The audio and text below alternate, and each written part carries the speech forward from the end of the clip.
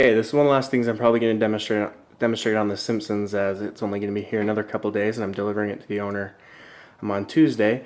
But one thing that people sometimes are confused about is how do they get into the back box where the boards of the machine are. Sometimes if you have issues with your machine, it can be a board issue, not necessarily a mechanical one out here on the playfield. So basically you take your pinball keys, and there is a lock right up here. Insert the key, give it a turn, and it should be unlocked. From there, you'll notice at the bottom of the translite or backglass there's usually a little flap here. Get your fingers in it, lift up, and then pull it toward you, and the backglass or translite will slide out. You take it. Obviously be very careful with these because you don't want to break them, have to replace them later. But behind that you have access to the boards of the machine. Let me set this back glass aside. I need to clean that, that's why I was removing it, but the translite, excuse me. And then from here you have access to your boards.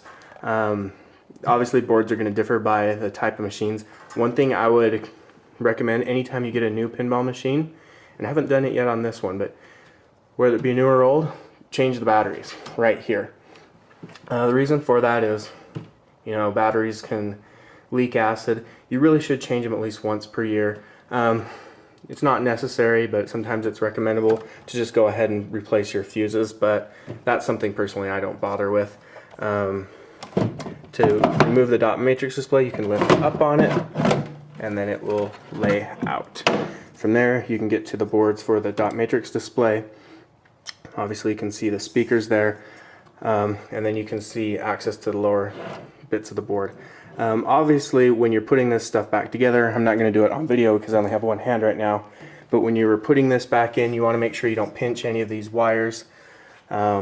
Typically you won't do any damage to them, but it's possible that as they pinch, it can pull, the stress of it can cause it to come loose out of a connector.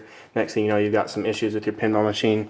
You know you probably did it when you took the back box, opened the back box and took off the translite, but just be careful, like I said, when you replace these, that you don't pinch any of these cables or ribbons. So that's how you get into the back of a pinball back box.